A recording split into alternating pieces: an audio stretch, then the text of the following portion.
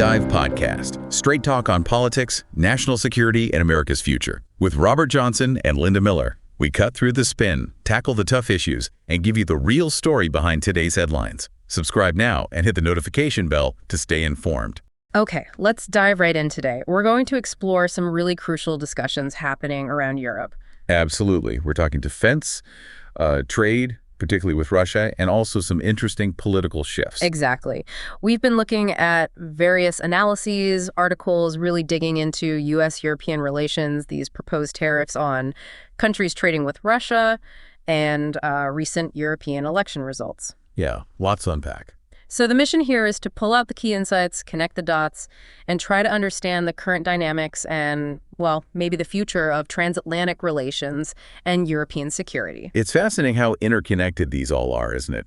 You know, political decisions directly impact defense posture, which then influences trade policy, especially concerning Russia. Totally inseparable. Let's start with defense because that seems central. Who exactly should be footing the bill for Europe's security?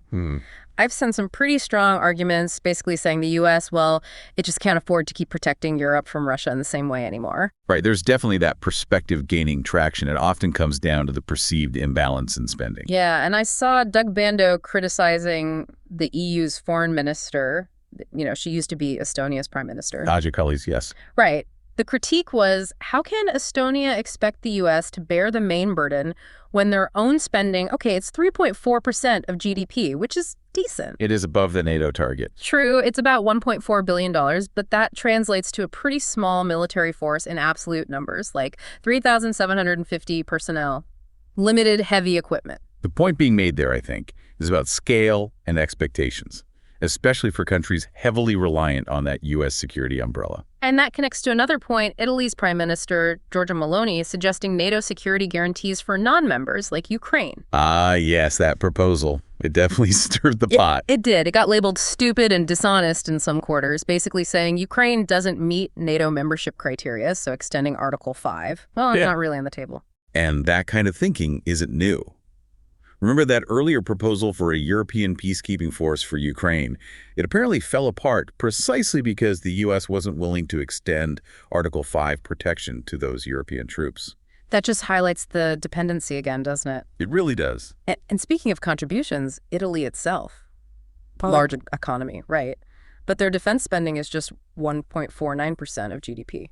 Yeah, that puts them pretty low down the NATO list, 27th out of 32 members, I think. Which does raise questions about, you know, the overall commitment within Europe to collective defense spending goals. It does.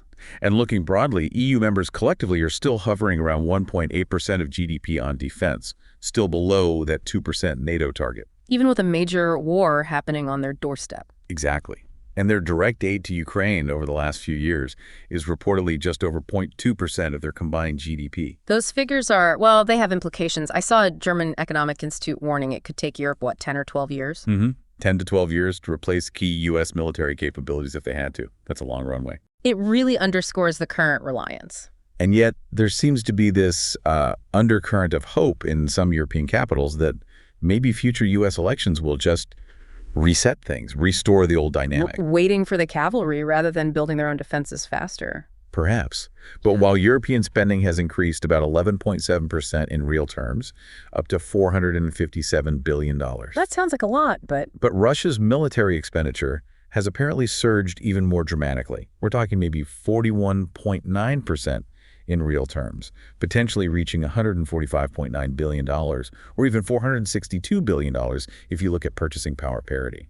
Wow, so the gap might actually be widening. That's the concern.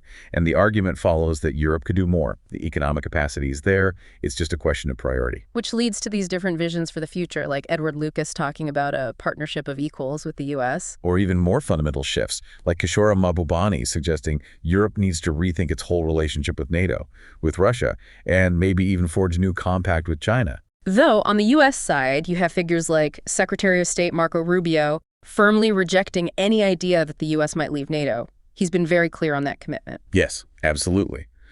But despite those assurances, this idea of burden shedding instead of burden sharing keeps popping up. Driven by U.S. deficits, the national debt, basically a sense that the U.S. might need to pull back purely for domestic economic reasons. It's a perspective, suggesting a potential strategic shift, regardless of political rhetoric. Okay, let's pivot slightly, though it's related.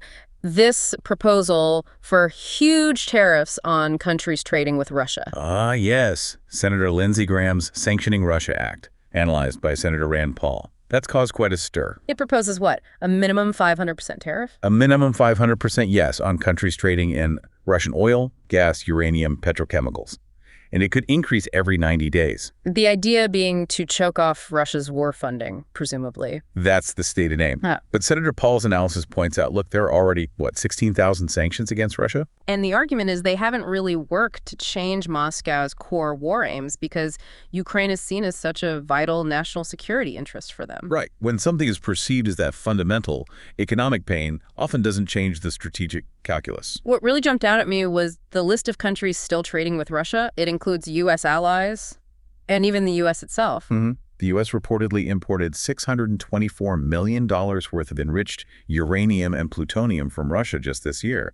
So would the U.S. slap a 500% tariff on itself? It seems unlikely. And then there are allies. Israel importing Russian plastics. Taiwan being a top buyer of Russian naphtha. Japan needing Russian LNG, plastics, rubber. These are major partners. Absolutely. And then you look at the EU. Russian LNG imports up 19.3% this year. Germany, France, Belgium, Spain are key importers. Even Ukraine apparently imported over $200,000 in petroleum products from Russia in 2024. Complicated. Very. So Senator Paul's argument is essentially that these tariffs would backfire spectacularly. The U.S. economy would be hurt the most, trade disruptions, higher consumer prices, maybe even weakening the dollar. And strategically, damaging relations with allies, potentially pushing them closer to China? Exactly. The conclusion drawn in that analysis is stark. This act won't bring peace closer. It argues Congress should reject it and focus instead on, realistic peace negotiations. It's a strong counterargument. Okay, finally, let's touch on the political shifts within Europe itself. We looked at recent presidential elections in Poland and Romania. Right. These offer some interesting insights into broader trends. In Poland, the first round set up a runoff. Rafał Trzaskowski from the governing Civic Coalition against Karol Nawrocki from the Law and Justice Party, PS. And Trzaskowski's lead was apparently smaller than expected. Yeah, which brings the third-place candidate into play, Sławomir Mencen from the Confederation Party. His voters, who lean more nationalist populist, could potentially swing the runoff towards Nawrocki from PS. Makes it very tight. There's also this interesting historical tendency in Poland, isn't there? Voters sometimes seem to like electing a president from a different party than the one controlling parliament, sort of as a check and balance. That's true. That dynamic could definitely play a role. And the election also highlights divisions on key issues. Like supporting Ukrainian refugees or Ukraine's path to EU membership. Exactly. There are different views between the main parties, reflecting maybe urban versus rural divides too. It really feels like a contest between Tusk's more pro-European stance and the more nationalist visions of ties and confederation. The outcome could really shape Poland's direction within the EU. Then over in Romania, you had Nicu Sordan, the liberal pro-EU candidate, winning the presidency against George Simion, the nationalist populist. That was notable, especially since Simion did quite well in the first round, right? And initially there was talk he might challenge the result. But turnout was higher in the second round, suggesting voters mobilized, maybe specifically against Simion. Still, his party, AUR, is now a major opposition force in parliament. So even in defeat, that nationalist sentiment is strong. It seems so. And while Simion said he didn't want Romania out of the EU or NATO, he definitely advocated for more power for member states within the EU. And he saw NATO mostly through the lens of U.S. engagement. Yeah, and felt that engagement was being challenged by figures like Macron in France or Merz in Germany. It's a different perspective on the alliance. So taking Poland and Romania together, what does it suggest? Well, it seems to reflect this broader European pattern, doesn't it?